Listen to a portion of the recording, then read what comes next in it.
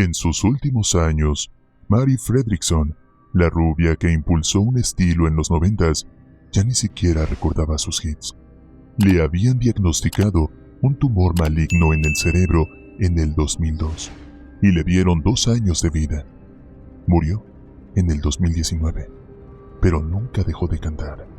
Los años de fama, la lucha contra el alcoholismo y su enorme fe hicieron que siguiera por muchos años más, a pesar de los diagnósticos del médico.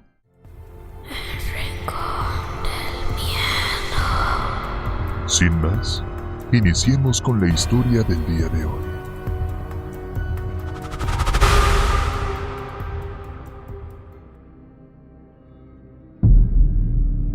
Cuando supo que el tumor cerebral con el que había luchado por más de una década ya no tenía vuelta atrás, Mary Fredriksson se refugió en la música, como lo había hecho siempre, y especialmente desde que los médicos le dieron el diagnóstico original en septiembre del 2002. Pero esta vez era diferente.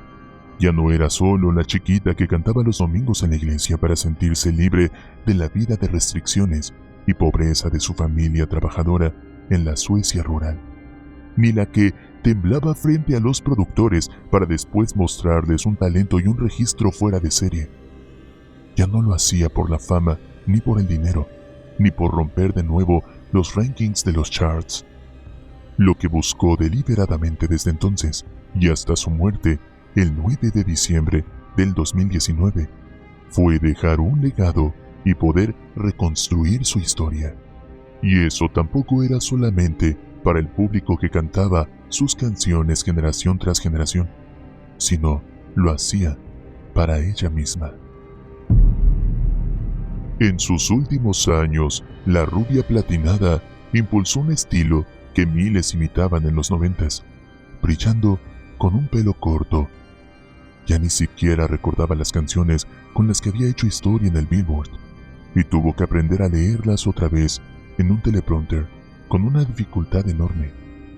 Había quedado ciega del ojo derecho y también fue perdiendo la movilidad de la pierna de ese lado, además de una parte de la audición. Pero hasta que pudo, se aferró con entereza y casi de manera terapéutica a los shows en vivo y la devoción de sus fans que estuvieron ahí para aplaudirla cada vez que el esfuerzo y los dolores la hicieron tambalear en el escenario. Habían arrancado en 2019 el Neverthing Tour, con el que llegaron a hacer 256 conciertos. Habían tocado en el 2010 en el casamiento de Victoria de Suecia y en el de la princesa Magdalena en 2012, y en el 2013 editó el que sería su último disco solista, Nu, que retomaba por primera vez su lengua materna, el sueco. Ahora volvía a sus raíces, ahora estaba anclada en el presente, no importaba cuánto tiempo le quedara. Algo más hizo Fredriksson para recuperar su propia historia. En el 2013, llamó a la periodista Helena Bonn para que le ayudara a escribir su biografía. Quería que fuera el mundo el que escuchara su corazón, poder contar sus recuerdos sin orden ni cronología, apenas guiada por la emoción. Bonn trabajó junto a la cantante por más de 2 años en shows, rutinas y grabaciones, además de acompañarla en parte de su última gira a mediados del 2015. Tiene que ser honesto. Solo quiero decir las cosas como son. Nada de tonterías. Simplemente quiero contarlas sin rodeos, tal y como han sido. Esto fue lo que Fredriksson le pidió a Bonn.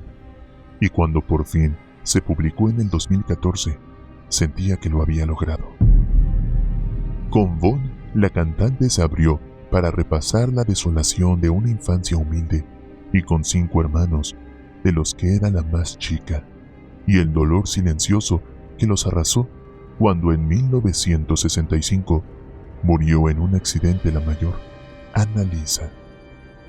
A veces me pregunto hasta qué punto nos ha influido el hecho de fingir que no pasaba nada.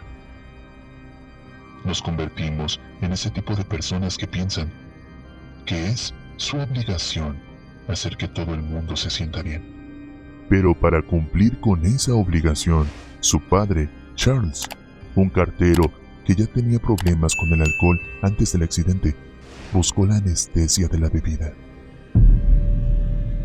Mary tenía 7 años y aunque quería mucho a su papá y la violencia no era física, se acostumbró a escucharlo decir barbaridades cada vez que tomaba.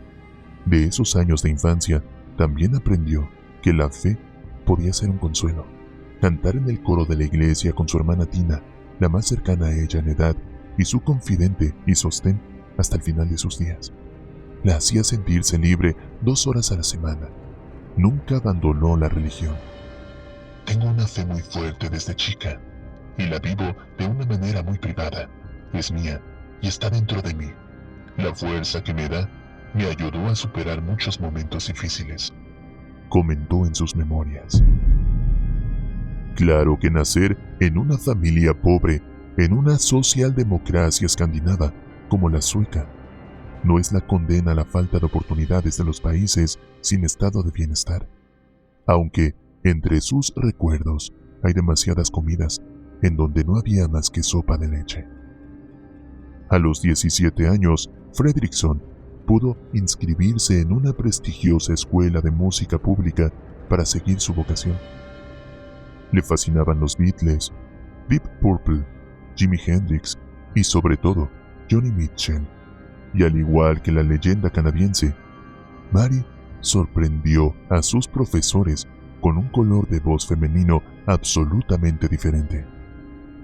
Robert Torselius cuenta que nadie en el instituto, en el sur de Suecia, tenía un rango parecido al de ella, y que por eso pronto se unió al departamento de teatro donde compuso sus propios musicales cuando era una adolescente, y terminó por actuar en Estocolmo ante el primer ministro de entonces, Olof Palme. Para el 77, ya graduada, se mudó a la ciudad portuaria de Halmstad y se involucró rápidamente en la escena indie del momento. Primero formó la banda punk Strull con su novio de esa época. En 1980, para cuando se separó de su novio, que dejó la formación, Strull había llegado a tener su propio festival independiente, y Fredrickson siguió tocando con ese nombre y uno de los guitarristas originales, Martin Stenberg. Un año más tarde, grabaron su primer single y llegaron a la radio. Finalmente, se cambiaron el nombre por Mama's Barn, que en español significa Los Chicos de Mamás, por las primeras sílabas de Mary y Martin, y decidieron que Stenberg sería el vocalista y Fredrickson estaría en el teclado. Grabaron un álbum que les produjo el guitarrista de ABBA y tuvieron buena crítica, aunque comercialmente fue un fracaso. Gessle, que ensayaba en el mismo estudio que los Mamas, se daba cuenta de que la voz de quien sería su compañera por décadas estaba desperdiciada. Se lo dijo y le consiguió una audición con el productor de su banda de entonces, que quedó impresionado al escucharla, y le consiguió un contrato con EMI. El disco fue un éxito, y en 1983, Mary hizo las voces en el grupo de Gessle. Heartland Café se estrenó en Suecia con el antiguo nombre de la banda, pero llegó a los Estados Unidos en 1984 con la firma de Roxette, por el tema de Dr. Feelgood del popular guitarrista británico Wilco Johnson. Mary le daría un significado nuevo para siempre.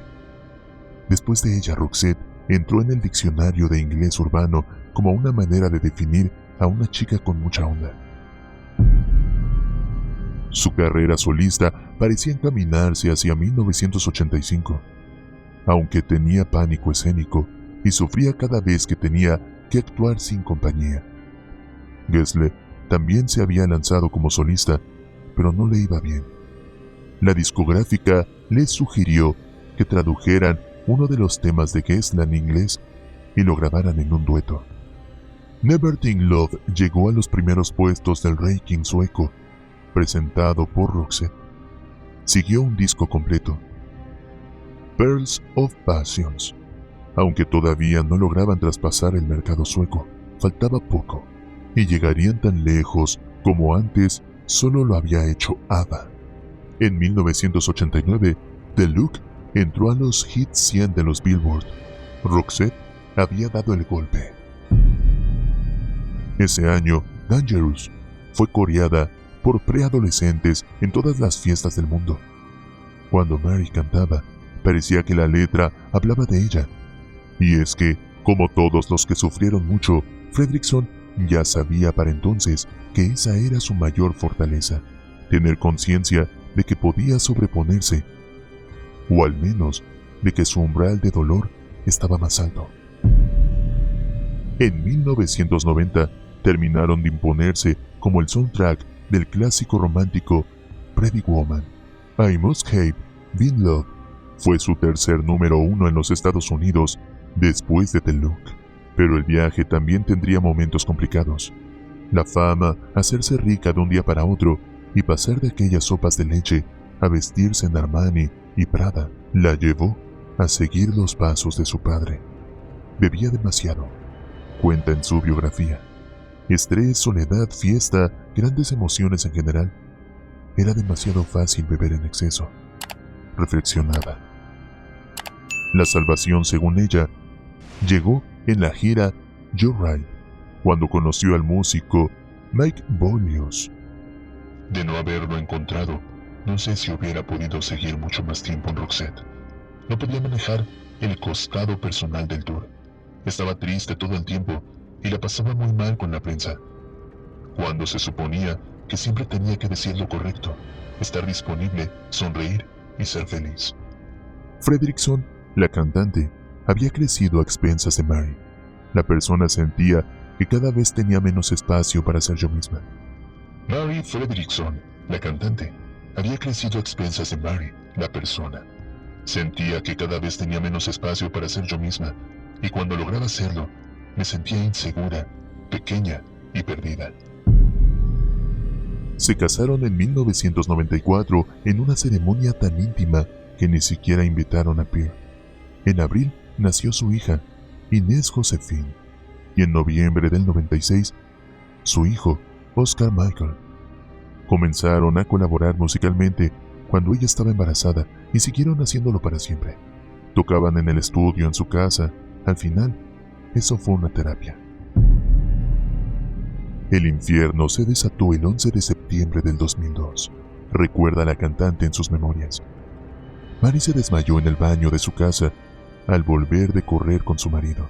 El golpe le provocó una hematoma subdural por el que tuvieron que intervenirla. Pero había peores noticias. Lo que había provocado la caída era un tumor cerebral. Le dieron 1 año de vida, máximo 3. Josephine tenía 9 años y Oscar apenas 5. Nunca en mi vida había aparecido nada que no pudiera resolver, dice en el libro. Y tal vez eso explique su voluntad de hierro cuando perdió el habla, la vista, parte de la audición y la memoria a corto plazo. A pesar de eso, y aunque tuvo que aprender otra vez, igual que la chiquita aquella del coro de la iglesia del pueblo, su voz estaba ahí, y ella siguió cantando. Había olvidado todo lo que sabía antes. Cuenta en ese intento de reconstruir la historia que se le escapaba. En 2006, anunció que estaba curada del cáncer, aunque la enfermedad volvería. En el 2011, decidió volver a salir de gira con Pierre después de 15 años. Y en marzo del 2012, presentaron su disco Traveling, el 10º disco de estudio de Roxette, y fue lanzado en junio del 2016 para celebrar el 30º aniversario de la banda. Anunciaron entonces una gira europea que no podrían hacer. Los médicos le dijeron a Mary que estaba demasiado débil. Tristemente mis días de gira se acabaron y quiero aprovechar la oportunidad para agradecerle a nuestros maravillosos fans que nos siguieron en esta travesía larga y tantas veces ventosa. Escribió entonces en la web de la banda. Y sí, el viaje ahora se terminó. Pero, ¿cómo nos divertimos, verdad?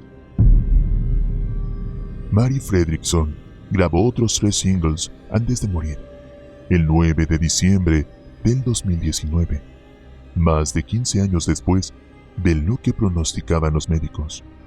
Gessle le dedicó la canción Around the Corner, y esta decía: en la oscuridad, la tierra sigue dando vueltas, buscando la luz de la mañana. Su compañera de sueños imposibles y de los éxitos con los que ni siquiera habían soñado, había logrado ser la versión que quería que recordaran de ella. Hasta cuando tuvimos que cancelar la gira, tratamos de pensarlo al revés y ver lo bueno. Desde que Mary volvió en el 2010, pudimos hacer 280 shows. Mi amiga fue una persona extraordinaria.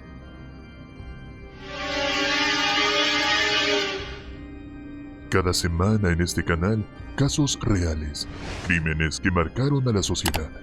Tú y yo nos adentraremos y analizaremos aquellas historias que no quedaron impunes y otras tantas que quedaron como historias sin resolver. Solo te pedimos que nos apoyes con tu suscripción y tu like a nuestros videos, ya que así nos ayudas a seguir creando el contenido de El Rincón del Miedo. Hasta la próxima.